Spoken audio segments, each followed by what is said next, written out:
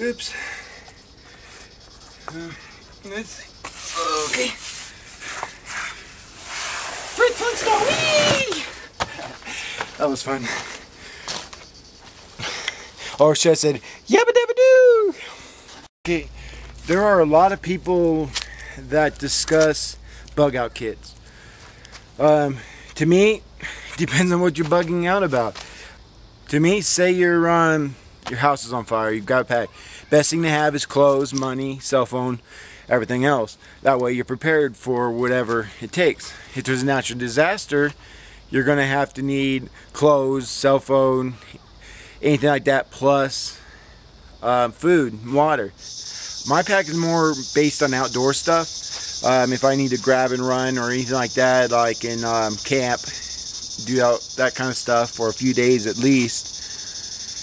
I mean, I have family and friends I can go to if anything ever happened. So it just depends on the situation. I mean, a bug out bag just depends on your situation. What's happening in your life at that moment.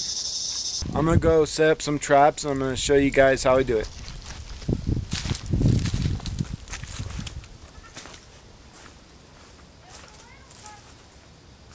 Okay, I'm going to take the opportunity to look for a really good rock for my trap. Some people aren't as fortunate, but Arizona has lots of good rocks. Let's see. Now I gotta watch for rattlesnakes too.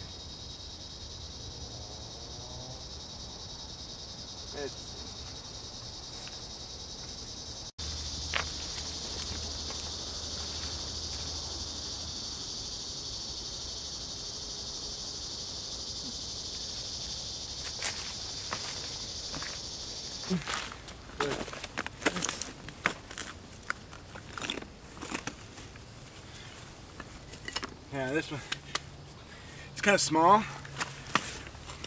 but see, it'll work. I prefer them bigger, but I'll see if I can find something a little bigger, but this will work. I don't know if you can tell, but I'm on a well-used game drill. This thing gets a lot of activity. None of the weeds have even come back yet. I'm just going to continue to use my little rock. Okay. Got my big stick. I want to break it in half because I don't need it that high. Okay. Okay, I'm going to bounce it on my little pebble. I'm going to do the bait stick. No, this isn't even my big stick, but I'll use it. Bounce just. See, it's hard. It's easy if you don't use the rock, but the rock makes it a lot more unstable.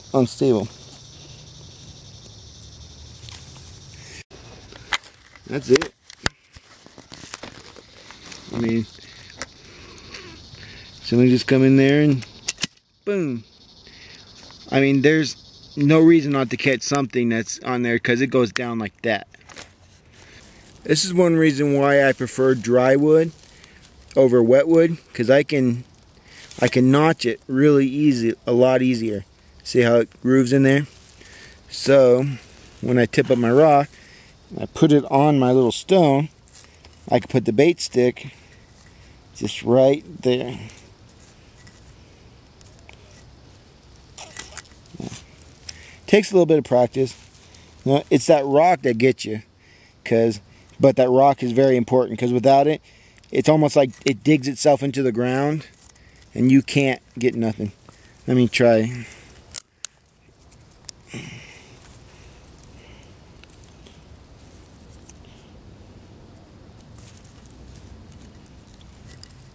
Put right there on the edge. I didn't bait this because I'm not going to catch anything anyway. Okay, see me messing with it, and it's basic.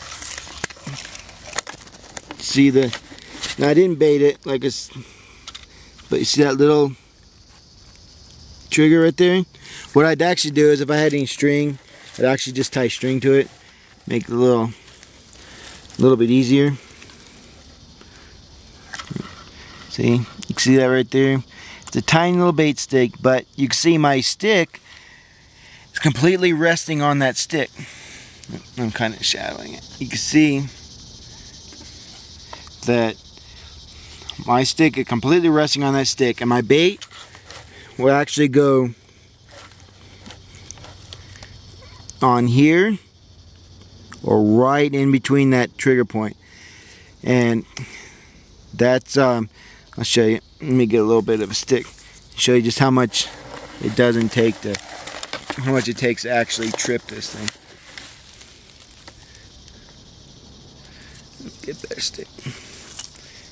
Here comes a little boop ba doop ba doop ba doop. I wish I had a stuffed animal right now to show you. Do do do do do do do. My little hand. Do do do. I'm hungry. What's this? And then just go in there.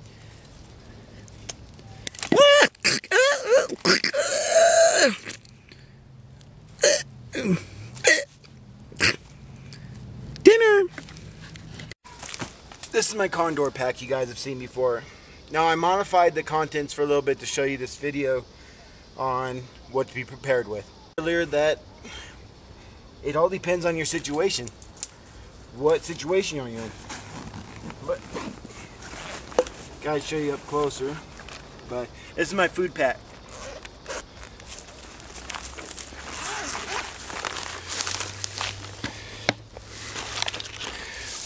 And it's all non-healthy food, of course, because in a survival situation, usually the unhealthiest is the best. Like my favorite Neapolitan frozen desserts. I got Werther's, I got wafer bars, I got caramel bars, and I got cheese and crackers. These are the healthy stuff. These are great for baiting traps too. I got freeze-dried strawberries.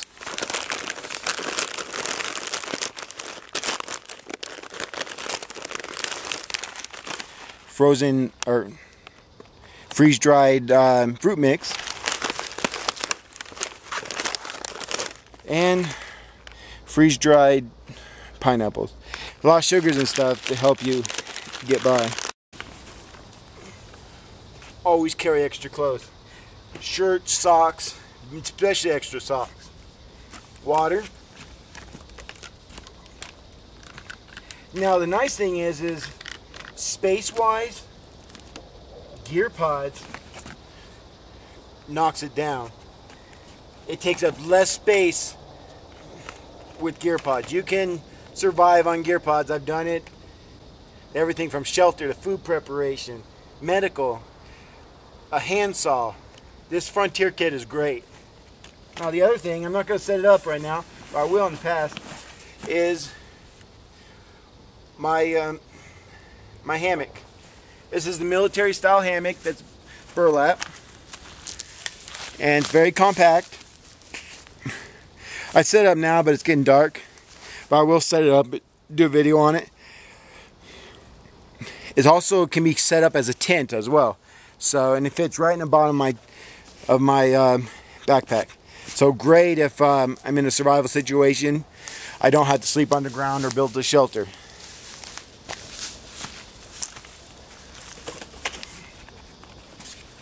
Now I had the cooking stove in the in Gear Pods, but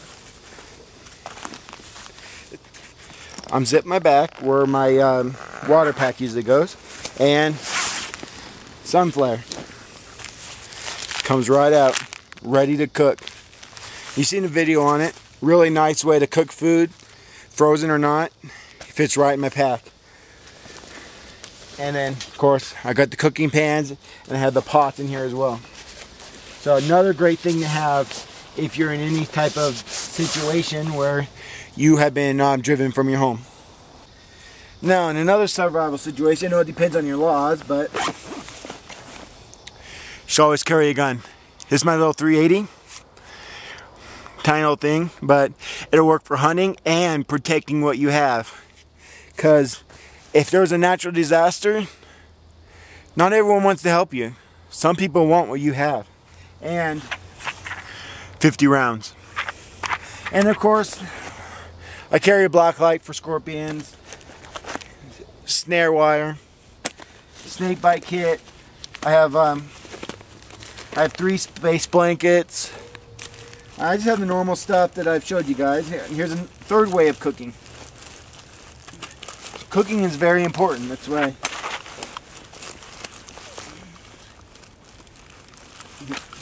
Third way of cooking. Little Isbit stove. Really nice. It's neat if you need to cook anything. And the gear pods always has Isbits in it, so that's always nice. And of course, probably think I'm crazy. Here's number 4 ways. Here's how you start a fire. Char cloth. See, I'm ready. I'm prepared for anything, really. You know, I have everything but a lot of food in here.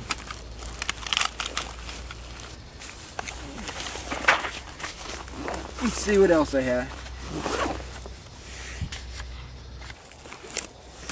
Rain poncho. Great for a shelter if needed, or catching rainwater. A pouch that I can use to gather rainwater and store it. These are very cheap, but really good to have. Emergency communication. It's good because this one will tell you what's going on. Is the coast clear? What's happening? How many are there evacuating? All kinds of stuff. It's good to have communication. I almost forgot. Also, in a survival situation, if you have to evacuate your house really fast, you could forget your cell phone. So, you should always have a prepaid cell phone. Now, I recommend that if you do get one with a card, but don't activate the card yet, because a lot of those plans will expire after 3 months, whether you use the minutes or not. So use the phone. So get the phone with the card, and if an emergency, use the card to activate the phone. And you could talk to your family or let them know you're alright. And you should carry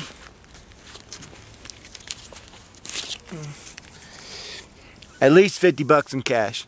At least. I mean, if there's a natural disaster, a lot of stores are going to be closed, so cash may not do you any good, but it's good to have just in case. I'd like to hear you guys' comments on this. What you think should be added. I just want to hear you guys' feedback, because this is what I carry in my pack. It's what I like to have to be prepared. I mean, you could add so much more. You could add less, you could add more. Like I say, it just depends on what survival situation you're in. To me, more is always better. I'm going to go up this trail a little bit and see what I can find.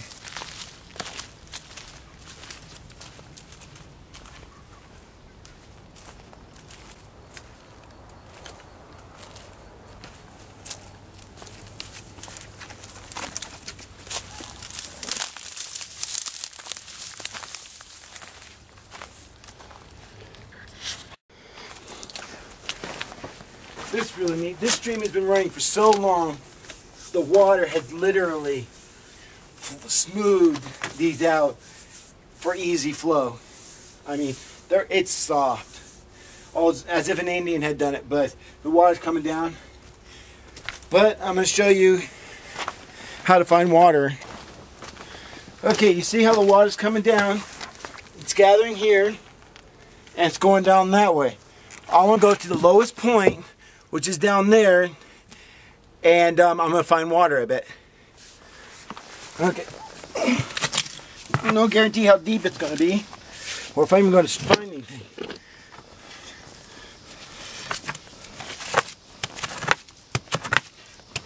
It's damp.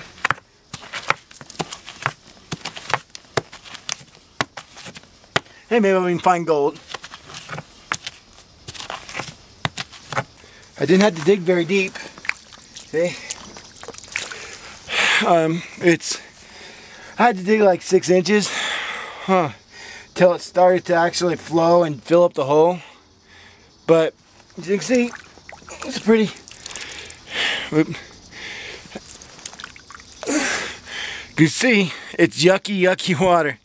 But let me zoom out. See, good. Let's see. See, just a little hole. The water's coming in here and it's settling, and all you have to do is just filter it. And that's why you want to have water purification tablets in your kit.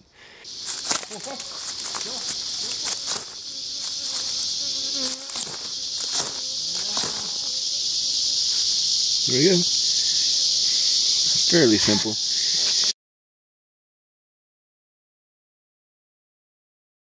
I don't know if I'll post this or not, but it's getting hard for me to do videos. I'm trying, but I'm not hearing the best news from my doctor, so it's getting harder to do this kind of stuff. I can't even really metal detect anymore either.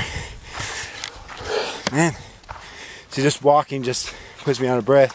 It's not because I'm overweight, just my pituitary gland has failed. So I'm not producing hormones. So just a little less task like this, it wears me out, and I can't do it.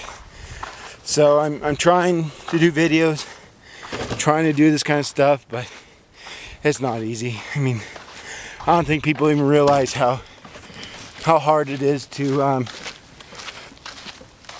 do tasks like this when you're not well. I mean, I'm beat already, and I've only been out less than an hour of filming. I said I may show this in the video, I'm not sure. But it's the reason why I haven't really been filming much and only posting videos from months ago. I mean, if you guys want to Google it, Google pituitary gland failure. Sadly, I probably will have to have brain surgery. It's that bad. So I guess I'll keep you guys updated. I'm trying to do some more videos. I figured at least it'll keep a record of the stuff I used to do. Thanks for watching, guys.